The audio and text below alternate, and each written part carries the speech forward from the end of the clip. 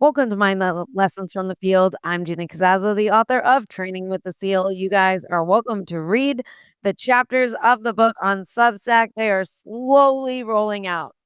Today's guest has spent over 20 years as a Navy SEAL, shaping warriors and leading through chaos. Now he brings the same precision and mindset to building trust, family, and legacy in a whole new arena. From the battlefield to the boardroom, his mission has always been the same: lead with integrity, perform under pressure, and serve with purpose.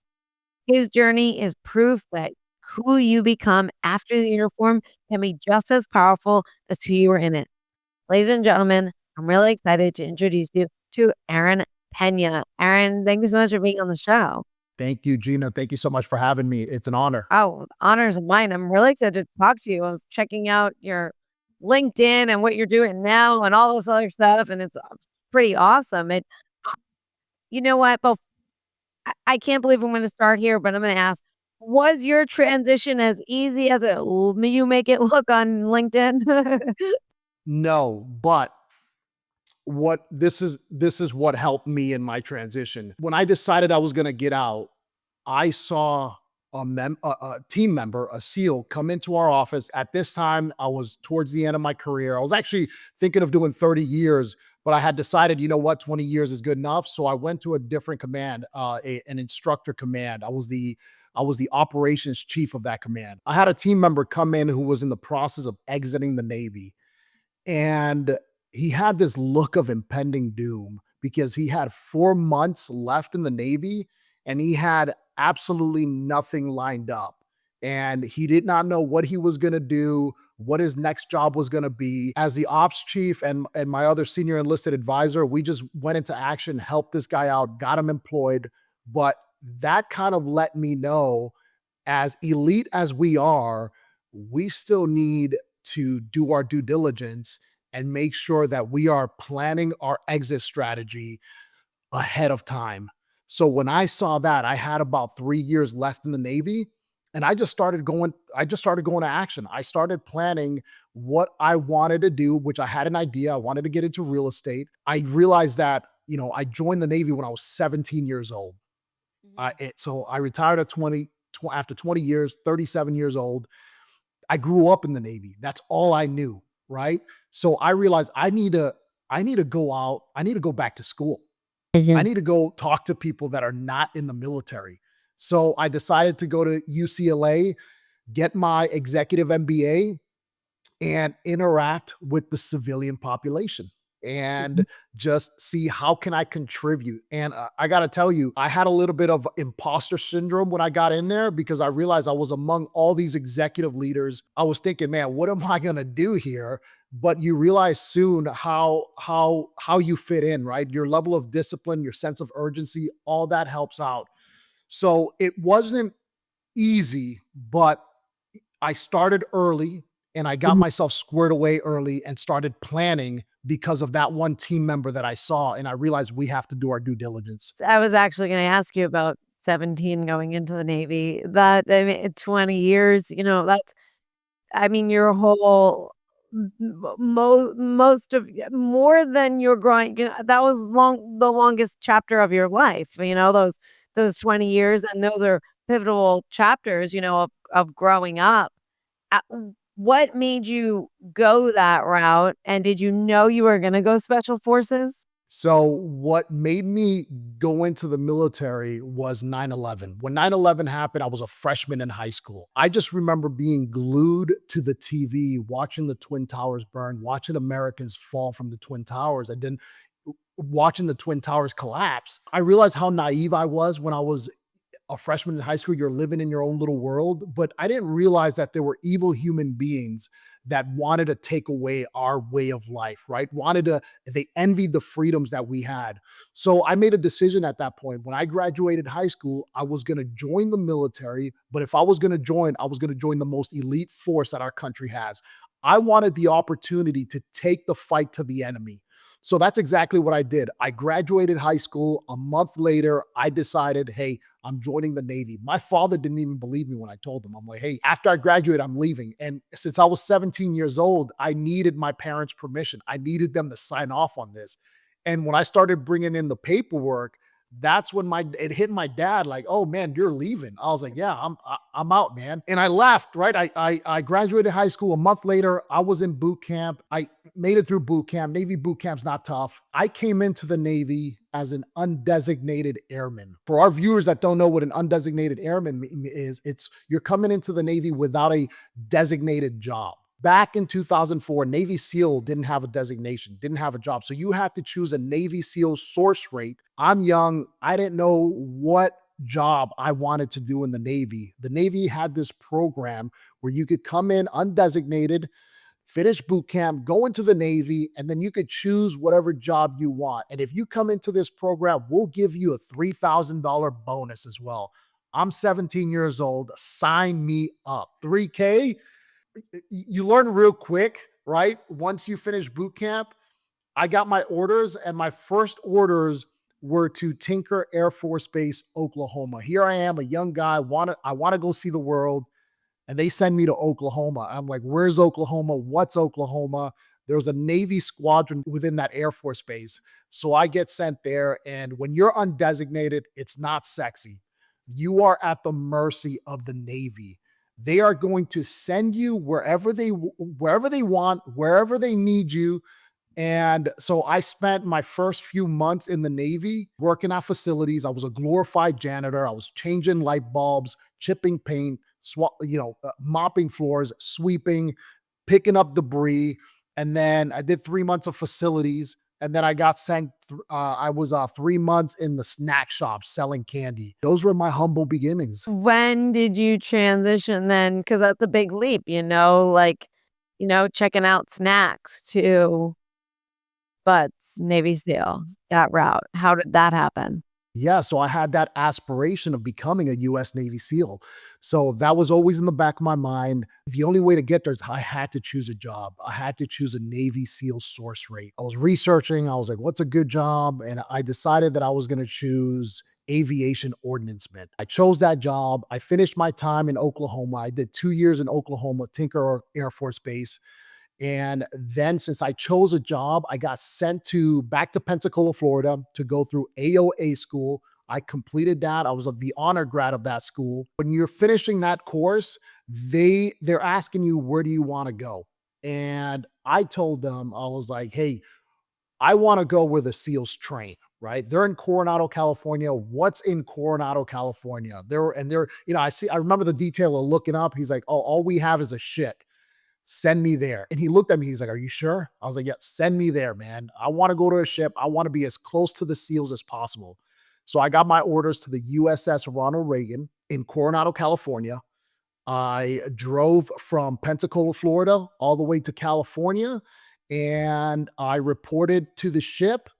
And I realized real quick, ship life is pretty miserable, right? It's not sexy either, but it's all good, right? It's all part of that process. And remember, I'm young. So there's a lot of growing up that's happening. There's a lot of challenges between all of this, right? Figuring out how I'm going to get to California, driving to California, getting to a ship. Like I said, I realized the ship life is not for me. So I just kept training and training while I was on that ship. While I was on the ship, I met a bunch of sailors that had gone through buds, failed, and I just started picking their brains. I started asking them, "Hey, what was buds like? How can I prepare for buds?" And it was typical. Hey, you got to run your heart out. You gotta swim. If whenever you get a chance, try to do the obstacle course. Make sure you're good at holding your breath for a long time, right? And I just started training, and I realized that I never really tested myself swimming. I was a great runner. I felt comfortable in the water. But when I actually started swimming, I realized I don't know how to swim. And I ended up connecting with this swimming coach. She would actually take in a lot of SEAL candidates, a lot of folks that were, aspiring to become SEALs, and she would teach us how to swim, teach us the Yeah. combat side stroke. I would see her Tuesdays and Thursdays, and we would just learn how to swim. And Wednesdays we had ocean swims. I mean, this was an incredible coach. Wednesdays, 5 a.m. ocean swims. Me and my buddies, we've got fins, water's freezing, it's Coronado. and we're going out there, we're swimming, we're trying to keep up with her. She has no fins and she's still out swimming us. Just an incredible athlete. So I started to learn how to swim and I started to build my cardio, started to build my stamina, started to visit the obstacle course in in buds in the compound, and I just started connecting with these guys who had failed buds and had them teach me how to go through the obstacle course. And those were my little stepping stones on just training. But it was one of those things where you have to truly be obsessed with it, right? If that is your desire, if that is your goal, I mean, you gotta, it's, you wake up in the morning, that's all you're thinking about, right? How can I get better? How can I prepare myself to become this SEAL operator? And one of the biggest things is visualization, right? The power of self image. A lot of people aren't gonna believe in you, right? But you have to believe in yourself. And one of the biggest things is this, the power of self-image, right? And I'm not talking about the reflection in the mirror. I'm talking about how you view yourself. When I went through Buzz training, I was 145 pounds soaking wet. And I remember being in training and we were, instructors wanted us to be in a line, right? We were all lined up. To the right side of me is this like 6'2" bodybuilder. And then to the left side of me is this 6'4" Olympic swimmer. And here I am, right? An observer, an outsider looking in is immediately gonna make the opinion or make the assumption that that guy in the middle, that 145-pound skinny kid, he's not gonna make it. What they fail to realize is I had already envisioned myself making it through SEAL training. I saw myself getting pinned that Navy SEAL trident, right? I saw myself outperforming the competition. I envisioned myself supporting my teammates, going through the obstacle course, going through these swims. As vivid as I could do it, that visualization becomes your reality. You already decided, like, you made the I mean, I listened to, I think it was Jocko or it was I wanna say it was him, where they said that the people that quit buds already decided to quit before they even rung the bell, right? And you made the decision before you even became a SEAL that you were gonna become a SEAL, you know? And that's very powerful because everyone always talks about the negative, but not about the positive. Like no, this is the decision. And I remember talking to a friend of mine who was a Green Beret, and I said, "How did you keep going?" And he said, "I made the decision every single day that I would rather die before quitting." And that's the only thing that got you through, right? For yourself, yeah. I'm curious though, because it's pretty awesome that you like found the guys that flunked out of buds essentially, right? That rang the bell.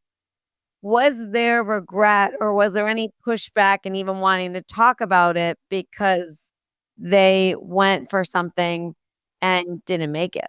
There was some pushback. There was also some negative feedback. You're going to meet all sorts of guys, right? That quit buds and they're going to have excuses for why they quit or what happened, whatever the scenario was. The instructor didn't like me.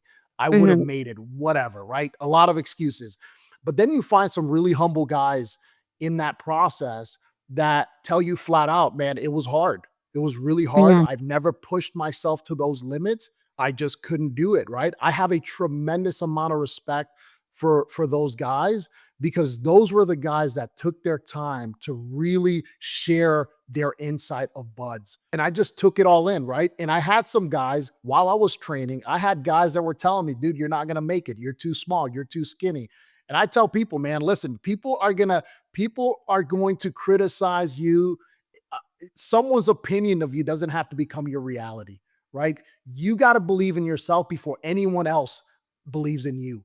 So my mindset was like, hey, keep pushing forward every day. Stay consistent with your workouts. Continue to find these guys that are sharing this information with you and continue to build that network of guys, right? And these guys, when I finally got to Buzz, I still connected with these guys. They kept up with me. They were like, "Hey, where you at, man?" And I would tell them I'm an in-doc, just started, nothing big, but they'd call me whenever I was in first phase. I got the honor and privilege of also, obviously going through SEAL training, going to SEAL platoons, deploying, but I also got a chance to be a Navy SEAL instructor, a first phase BUDS instructor, getting that opportunity to watch these young patriotic guys go through SEAL training, go through this grueling, intense training. I forgot how I forgot how much it sucked. I forgot how grueling it was. And watching that, it just there was a sense of pride watching it because it's like, man, I forgot about that. I forgot about that. I didn't know we were getting wet and sandy all day. So it was incredible to watch these young men and this new generation coming in. Holy smokes, these guys are bigger, Mhm. smarter, faster, and I'm just super impressed. So it was incredible watching that. But yeah, I think it's important, man. Whenever you're trying to pursue something, whatever that is, whether it's in business, whether it's you're a young guy wanting to become a SEAL, wanting to become a Green Beret, a Ranger, you have to tap into the people who've done it, right? You have to contact them. You have to make that connection because that's where you get your insight, and that's how you can better prepare yourself for that next step. I like how you prepared yourself, not just you found the people that have done it or have attempted it to seek that out. And y- I like in the beginning of the show when you talked about your transition, how you saw somebody and you were like, no, no, no, I don't want to be in a panic 4 months. Like, I want to know before I go, right? I want to set myself up beforehand. And a lot of people don't do that, right? And what would you say for someone that wants to start over? For someone that wants to start over, right? For someone that's either in a transition phase, whether they're moving to a new career, preparation is key, right? Preparation is key. Having that sense of humility is important. And I would say this whatever that new goal is, reverse engineer that goal, meaning, where do I see myself 2 or 3 years from now? And then start working backwards. How do I get there? Right. Because if, when I went through Hell Week, you start on Sunday, you finish on Friday, it's 5.5 days. If Mm. you think about all of that, it's pretty overwhelming. So my thought process was this: just get to breakfast, man. One meal at a time, one evolution at a time. When you're done with your breakfast, the goal is let's get to lunch. Cool, made it through lunch. Let's get to dinner. And that's how it is. Just one meal at a time, one Mhm. evolution at a time. And that consistency compounds.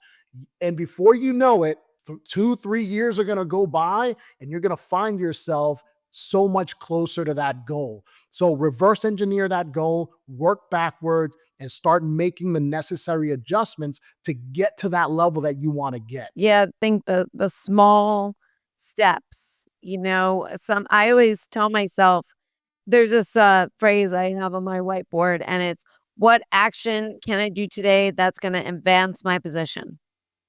And I have like 6 things that go on in my life where I have like 2 businesses and I have a nonprofit and I have so many things. And I go just one thing for each box every single day to advance it. And then sometimes it's like right now I'm seeing it with the nonprofit, but like it takes 9 months, but now it's like, whoa.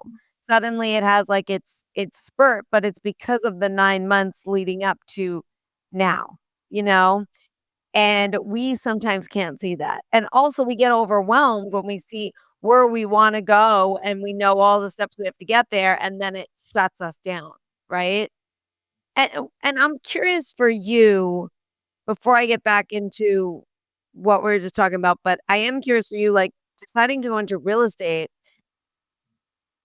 was there any like where people were like, dude, it's a hard, I mean, hey, you just became a Navy SEAL, talk about hard, but like it's a difficult business. There's so much, what's it called? The word I'm looking for. Just where I am, it feels like everybody's a real estate agent, right? So it's like, I don't know the proper word. I'm trying to think about it, but um oversaturated market and all this other stuff. Like what were some challenges and what was some of the noise that you had to drown out and that you were hearing in order to stay successful and stay the course that you chose? That's a great question. And you're absolutely right. It is oversaturated. You throw a rock, you're going to hit like 6 real estate agents in Florida. That's how many there are. Like anything in life, it's going to be challenging, it's going to be difficult. I chose real estate because halfway through my career, I began to invest in myself, right? We have an advantage being in the military. We have that VA loan. So what I would do is I would buy a house using my VA loan, right? And then I would live in it, renovate it, and I would convert that VA loan to a conventional loan to free up my VA loan again. And then I would buy another one, right? So I realized early on, hey, real estate is really fun and you can make a lot of money off of it. And when I would sell my assets, I would look at like the commissions these realtors were getting. I was like, man, you guys are getting paid pretty well. Roger that. When I was getting ready to transition to real estate, there's always going to be that negative feedback. I think one of the biggest things is like you're a Navy SEAL going into real estate. It's like they were downplaying it, but people don't realize that what's important to you, what's important to me is time. I spent 20 years in a career where I was gone about 85% of the year. I've got a wife, I've got 3 kids. I started to realize during my career that my absence was affecting my relationship with my kids and my wife. And they're the most important thing. When I'm in the SEAL team, that mission can, it consumes you. It's all you can focus on because it's life or death, right? These things are very critical. So me transition to real estate, it was about time, gaining time, having autonomy on doing the things that I want to do versus people telling me what to do. And I think that's one thing that I just didn't want anymore. I didn't want anybody telling me what to do. I want to control my time. I love people. I love interacting with people. I love meeting new people. I love different cultures. Real estate just seemed like a great fit. I had already learned about it. So when I transitioned over it, I connected with a bunch of realtors.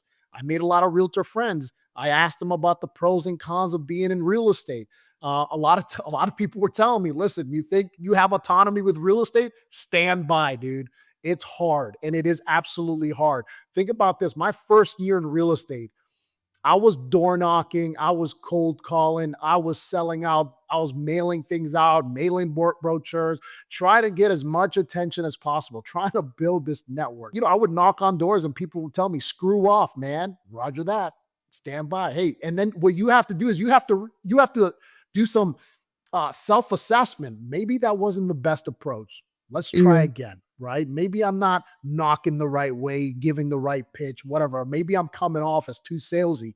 You got to readjust. So it was difficult. That transition was hard. And I had to make some necessary improvements. And honestly, I'm naturally a very assertive person too. I can sometimes scare people off. So I got to modulate the way I speak or the way I'm interacting with folks because if it comes off too intense, they're going to be like, whoa, man, chill out.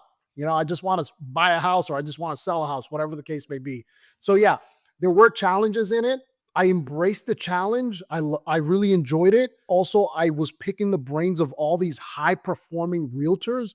And I was just asking them, what is it that got you to that level? I took their lessons learned and I started to apply those skill sets. I had the mindset already, right? I had the level of discipline and I brought in some of my military capabilities of establishing standard operating procedures for real estate. Compass, the brokerage I work for is incredible. They're $1 billion technology company. I love technology, makes life easier. So I want to be able to utilize that and leverage that resource, make my life a lot easier utilizing those skill sets. So yeah, no, I would say there were some challenges, but you got to embrace it. You can't sit there and listen to people. You got to just figure it out and you got to learn. I think that's one of the biggest things too, is figuring things out on your own as well. And it's okay to ask questions, right? But if you're not putting in the time to research and figure things out yourself, and you're depending too much on other people, and maybe they're not available, then you're not going to get ahead. You have to do your level of due diligence. You have to kind of put in your level of research, dedicate some time to the craft and commit 100%. And when I'm talking about commitment, I'm talking about all in, right? Failure is not an option. The same way you decided, like I decided to become a SEAL, is like, okay, cool. I'm transitioning to real estate. I'm all in. There are no safety boats. I'm burning them all, right? There's one ship. It's either going to make it or it's not, but it is going to make it, right? So that's kind of a mindset. I have 2 questions for you. I guess let me get to this one first. You became a father well, you became a husband and a father in the middle of your career. How did being a husband and a father change your life in a sense that you now come home to somebody? People depend on you to make it home versus when you didn't have that, right? And you mentioned you're gone 85% of the year, right? A, it must be hard to build a relationship with your kids when you're gone, right? And it's like then you come back and it's like, I don't know if there was any resentment, if there is any like, why am I listening to you when you're here for this short time and you're going?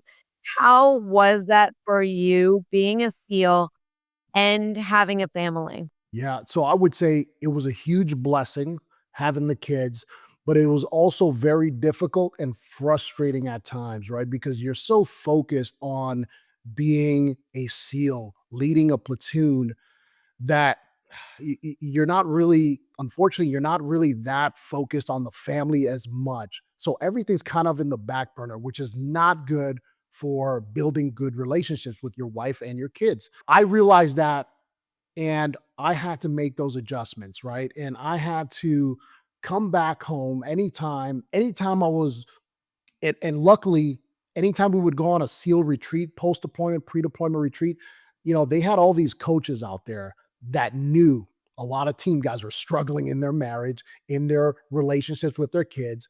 So, one of the things I had to do is I had to shut things off. When I was in the vehicle, I was no longer, right, this SEAL, right? I would come back, I'd do my time in the SEAL teams, come back home, drive home. I'd be right there in my driveway, and it's time to shut that off, right? Time to kind of shift focus and just be present with your wife, be present with your kids, figure out what they're struggling with. And also, don't be the guy that, this is something I struggle with. Don't be the guy that's constantly trying to solve all these problems, man. Sometimes my daughter just wants me to listen. That's it. She just wants me to sit there and listen to her. She's not looking for me to solve her problems. I can provide guidance and I do some level of encouragement. So it required some patience. It required some emotional intelligence on my end, managing my career and then coming back home.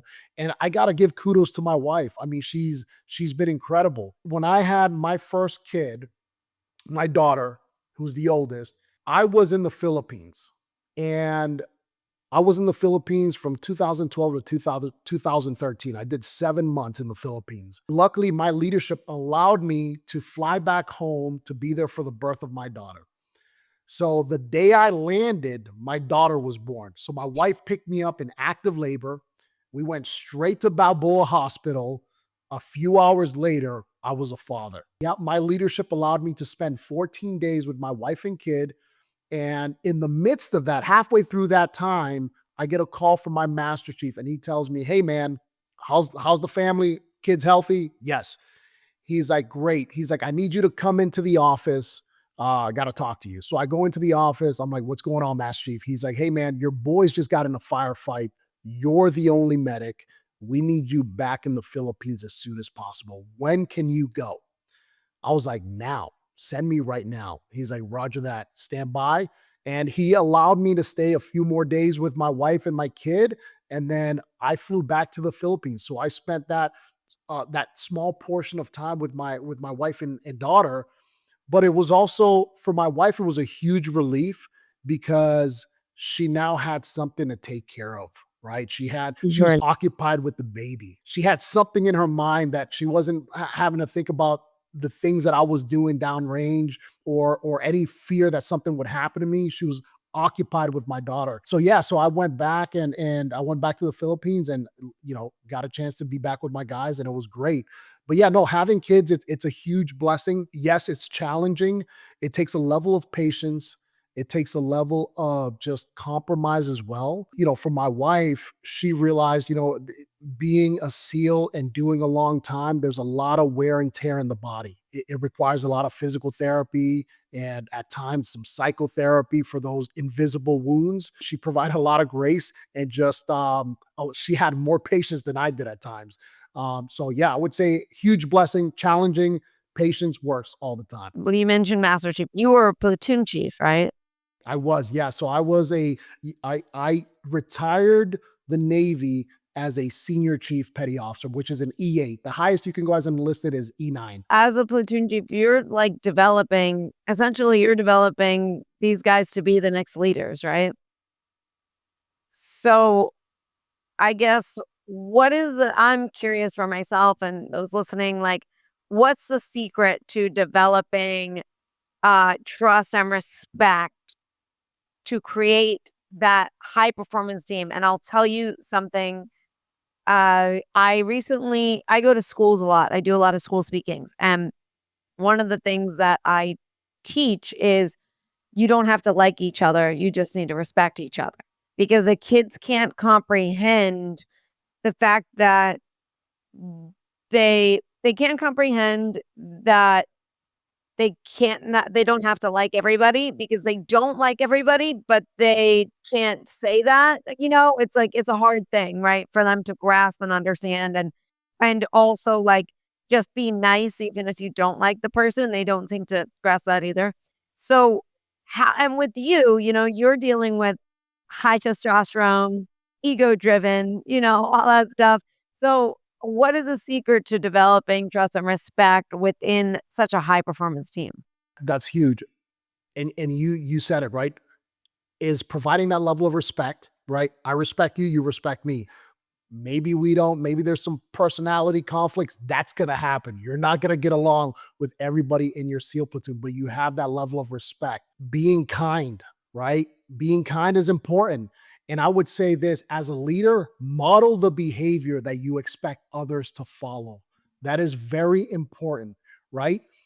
Team guys, they're watching how you perform, right? They want to make sure, hey, my leader is strong, is capable, and has my back as well, right? So I think that that's so important, and that's kind of how I've been able to lead. It's like modeling the behavior I expect you to follow, but also like I'm not the smartest guy in the room, right? So I believe in teamwork.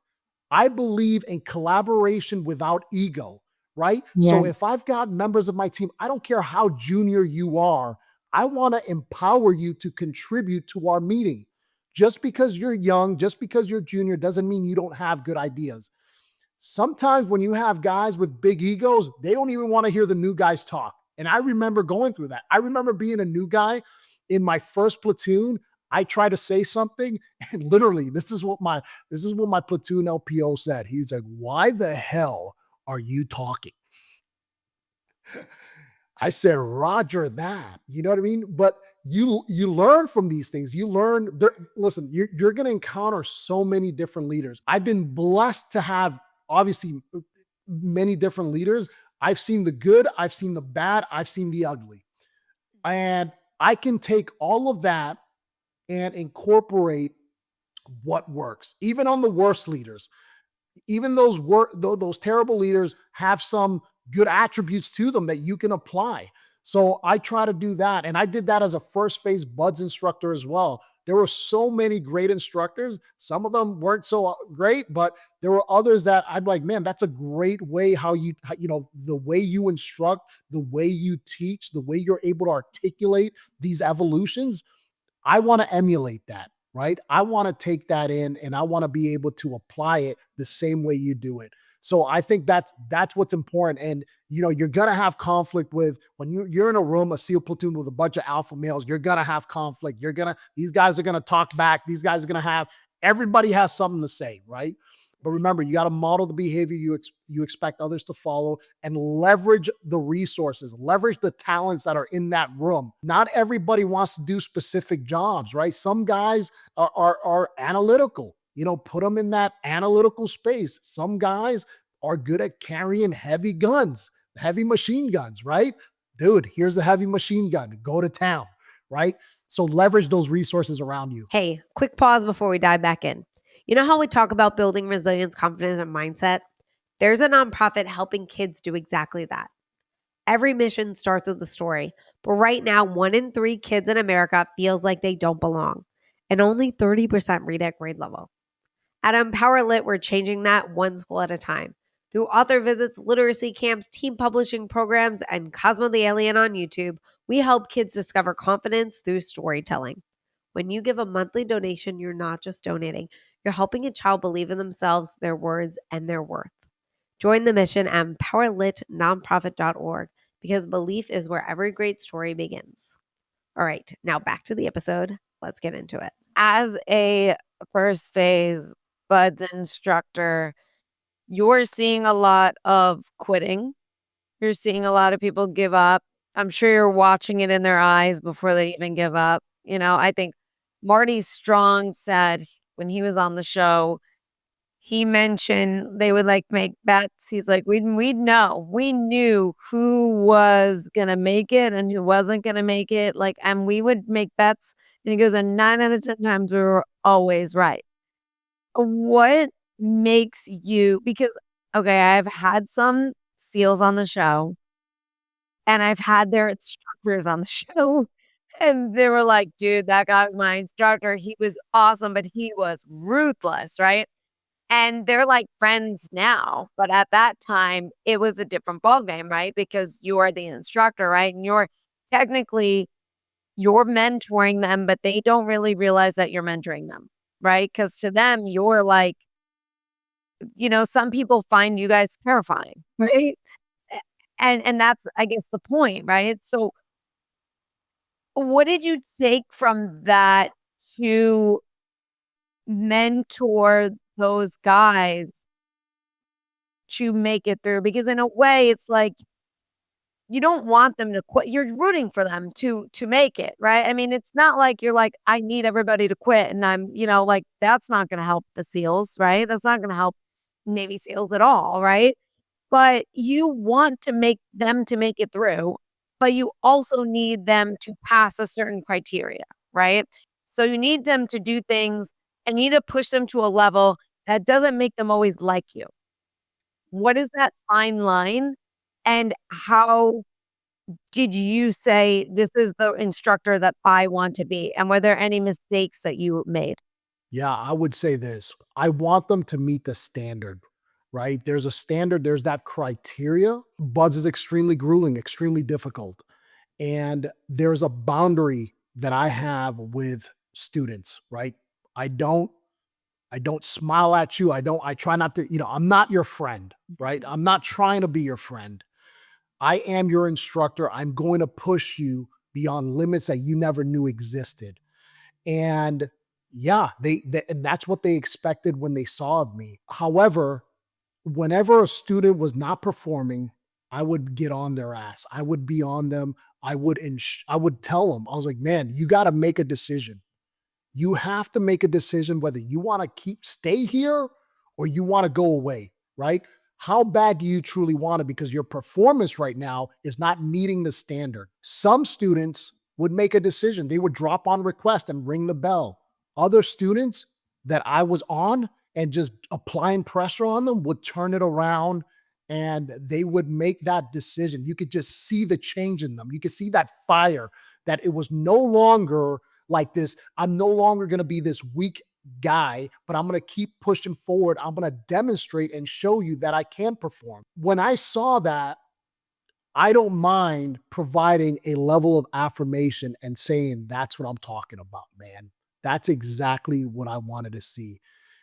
As an instructor, if you're not performing, if you're not meeting the standard, I'm going to let you know. If you are performing and you're turning it around and you're meeting the standard, I don't have a problem saying, "Good job, man." Right? That's what I want to see. That's the expectation. So I think it humanizes you a little bit, realizing that I am rooting for you, man. And when I was a proctor, as a proctor, you're in charge of an entire class. I wanted every member of my class, of my students, to make it through Hell Week. I didn't want to see any quitters. I wanted to be like a zero quit Hell Week class. Hell Week is the ultimate test, right? It is the crucible that separates us from other forces. It's an extreme test of physical endurance, mental fortitude, intense pain, frigid temperatures, attitude, teamwork, and an individual's capacity to perform under high physical and emotional stress in the midst of sleep deprivation. And I tell these young guys, I tell them, in the unlikely event that you make it through SEAL training and you make it to a SEAL platoon, you are going to find yourself in a state of misery. But there's going to be a smile on your face because you have already been through worse and nothing would phase you. When you're mentoring these guys and you're pushing them and you're applying that pressure, some guys break, some guys are able to just flip a switch, and you can see kind of like they come in with this foundation, right? And you're just chipping away at it. You know, they're coming in with their own personal beliefs, their own habits, whether good or bad, and you're chipping away at it, chipping away, and you're moving that foundation and you're building something different. You're building a new foundation of resilience, of discipline, of consistency, and you can see that change in them and that evolution, right? And that transformation. It's an awesome product to see when they're completely done with the pipeline and they remember you. Because I've had some bud students when they made it through SEAL qualification training and they graduated and they were in their graduation ceremony about to get pinned. I had the honor to pin some of my students that finished SEAL training. So it's an incredible experience. Did they finally get to see you smile? They did, yes. How so as a, platoon chief, as a BUD/S instructor, in all these leadership roles, what you take with you from learning and mentoring to being a father and to your kid to apply to your kids? I like to make sure that I'm also challenging and applying pressure on my kids. I want them to feel challenged. I want them to get in sports, right? I have them in swimming classes. I have them in mixed martial arts classes. I also have them in, right now, I have them in a called Trail Life, which is a kind of like a Boy Scouts, Girl Scouts program. I want them learning. I want them to be curious. I want them learning different things in life. And I want to see them fall. I want to see them stand up, dust themselves off, readjust, improve their performance whenever they fail. So I think that's important as a father is like, if your kids are coming home and they're glued to that iPad or that TV, stop. I would say stop it, right? And And I've got rules in my house. My kids know it, right? There's no electronics until after 12 p.m. And my boys, before they even turn on the TV, I tell them we got to do 100 push-ups. 100 push-ups before we get that TV on. There are certain rules there, so I want to make sure that my kids are being challenged, constantly growing, and just staying physically active is so important. It builds a level of resiliency when you're physically active, when you're introducing stress inoculation, right? Things that make you uncomfortable. A lot of people in life, they kind of set these boundaries for themselves and they stay within that boundary. And I call it your comfort zone, right? And they're just waiting for that perfect moment so they can step out and show some greatness. I say, forget that, dude. Stop waiting for that perfect moment. Instead, create it by actively doing the things that gets you one step closer to that goal, whatever it is. Get on there, stay consistent. It's okay to be uncomfortable. It's okay to not have all the answers, but go get after it. I really like that. I love that 100 push-up. I feel like we don't do I actually have a video of my nephew because I love it so much. I'm gonna to have it show it to him throughout his life, but he's only 3.5, and he was, like, crying 'cause, um, he's like, "I have to do my exercise." He goes, "We have to go down to the gym to do our exercise," and I'm like, "We can't go to the gym right now." and he starts crying. He was like, "I gotta do my exercise before the day is over." And it was so cute That's awesome. because, like, I'm realizing so many people lose that, or they don't even get into it in the first place, right? We're just so used to being like yesterday, I had an hour drive to my school speaking, and then I had a 2.5 hour drive home.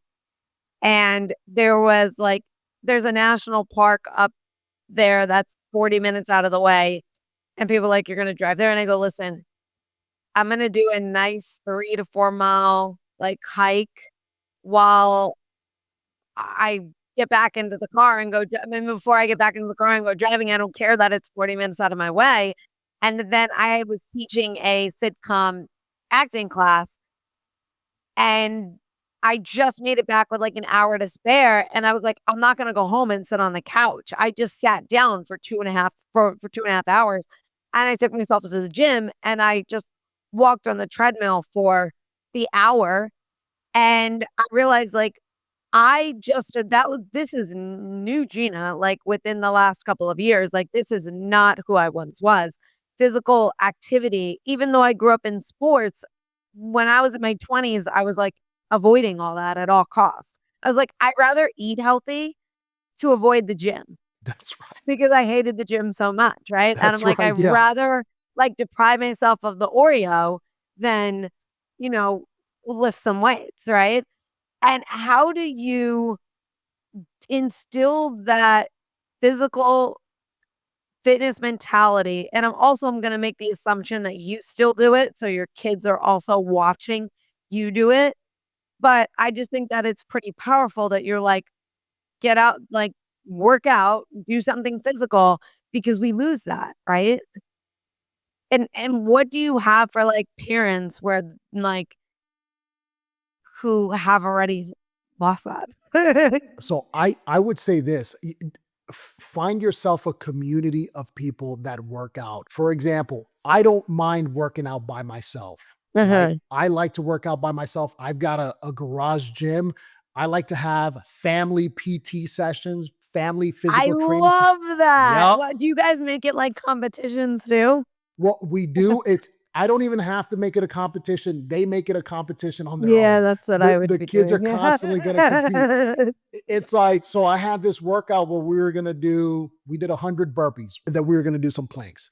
And it was like, all right, guys, we're going to do, whoever can do 100 burpees the fastest, right? So we started getting after it. And my 8-year-old, man, he's got some cardio. He could go. They're always competing. So having that family unit and working out together instills that physical training, that wanting to stay fit, because my dad's doing it, we're doing it together. And also we go to the pool together, we'll do laps together, and sometimes you'll have your one kid who just gets tired, right? They're like, I don't want to go, I don't want to go sweating. Listen, let's go. You make them go, right? Yeah. And before you know it, while you're in there, they're all laughing and smiling and having a good time. So I would say this to a parent that, is wanting to get fit, find yourself a community of people that are also kind of wanting to get fit and are maybe you I would say don't do it by yourself. For example, my wife, she is part of a group. I think it's called Burn Fitness, something like that. She works out every day with her community of folks, goes to their little gym dojo. They do their little CrossFit, whatever workouts they do. But that's what motivates her. She's like, I can't work out by myself, and she's like, your workouts are too intense, so Yeah. she's just like, I like these people. They've got a good little, round robin of workouts, and she's doing that. She's happy. So that's where it starts, is just stepping out of your comfort zone, signing up to that, gym or whatever. And if you can't afford it, then just start at your house doing the regular push-ups, sit-ups, squats. There's so many workout routines on YouTube for free. There's no excuse, right? It's Yeah. just about stepping up and doing I it. love what you said about the kid that just doesn't wanna go, right? Yeah. I don't wanna go to the gym. I didn't wanna go to the gym with the 2.5 mile. I The thing is that you're teaching your kid too that, like, your feelings are not dictating your choices, right? Because so many times we allow our feelings, and also people are taught, like, listen to your feelings. If I listen to my feelings, I might not get out of bed. You know, like we're being taught in society these, like, listen to your feelings and you should be acting on those feelings. And I'm like, those feelings are hindering me. Like, Yeah. I don't feel like going to the gym. I go anyway. I don't feel like getting up at the same time every single day, Monday through Monday. But you know what? I do it because it's really good for me, right? And the thing is, like, in the moment, it doesn't feel that way, right? But later in the day, I'm like, thank God I did that because I got this done and I got this done and I moved my body and all that stuff. And it's like, you're already teaching your child how to not allow their feelings to dictate their actions, which creates a 100%. disciplined child because too many times they're waiting on motivation, not discipline, and you're already teaching them the discipline. 100%. And you hit the nail on the head, right? There are days I wake up, I don't want to work out. And sometimes when I feel like that, I punish myself and I do an even harder workout, right? Yeah. Just for even thinking that. But it's so important to capture that negative self talk, that Mhm. negative, that critic that's whispering in your ear. Just stay in bed, forget about it, wake up, go do it. And that's so important because it can it can hinder you, right? It can hinder your ability to make progress, and it can hinder your happiness, right? And that's so important. Wherever you go, you need to discipline your emotions because you could be driving on the road, someone cuts you off. How are you going to respond to that? Are you going to get pissed off and let that ruin your day, right? Are you going to wake up early in the morning and just not do the workout and then feel like crap the whole day? So it's important to control those emotions, have a good amount of control, and make sure that you're reframing those thoughts, right? And you're applying great positive input into your mind. I think that's so important because sometimes I hear my kids say, you know, I can't do this or I can't, it's like, no, you can't do it right now just yet. You will. It's going to take some time, right? We're going to work towards it. We're going to put in the work. We're going to be consistent. And then before you know it, that they stop saying that. And they're like, how do I get better at this? How do I get better at that? And that's kind of the attitude that I'm looking for, right? Is reframing that thought process so you're not stuck in that negative self critic telling you you can't do something or whatever the case may be. 100%. I was at a school 2 days ago, and anytime I do a speaking event that's in a gym and there's a pull-up bar, I know at the end of the speaking, there is one kid that always asks me to go and do a pull-up because in my speaking event, I show footage of when I did Team Eagle One, and which was the Navy SEAL prep program that I joined. And when it was time to do a pull-up, I thought my body was just gonna go up, like everybody else's body went up, like, why wouldn't mine, right? And I looked at the worst possible moment that I physically couldn't do a pull-up. And I trained and I, like, still showed up and did my training and all this stuff, and I worked my way up to doing my first pull-up, and then it went to 4, and then it went higher, and 2 days ago, they were like, there was a pull-up bar, and because the video that they see is me not being able to do one, I never show a video of me actually doing one. They're like, "We wanna see if you can actually do it. You say you can now, but can you?" And I jump on that pull-up bar, and I did 7, That's and then awesome. next thing you know, they're, like, all cheering and high-fiving, and it's just, like, showing them the fact that there was once a time because I also say things like, "I couldn't read, and I was in remedial, and I was in summer school, and I understand your struggle." And then they actually see the struggle to see the success, right? And you as a parent are showing that and also cultivating that by having them do things that are challenging. You're not allowing them to give an excuse. Your kids don't run your household. That's right. That's right. No, that works. I love that. I love that. And I have my final question for you is what can we do on a daily basis that strengthens our mental fitness to handle those daily challenges that are going to come our way? So I would say this, right? I started with the power of self image, right? So visualize victory every morning, right? Train your self image before the world trains it for you. Reverse engineer your goals. Whatever that goal is, whatever you're trying to achieve, work backwards from that goal and then simplify it. And then the last thing is collaborate without ego. You don't have to be the smartest person in the room. Empower other people to contribute so that we can accomplish the mission, whatever that mission is in your life. I love that. Thank you so much. You were great. I really enjoyed talking to you. You did some great bits, and I really hope our listeners got as much out of it as I got out of it. You were fantastic. Thanks for being on the show. Absolutely. Thank you. Of course, and everyone that's listening, please like, share, comment, subscribe, become a Substack member for all those extra goodies that only our Substack members get. And I will see you guys all next Wednesday. Thank you.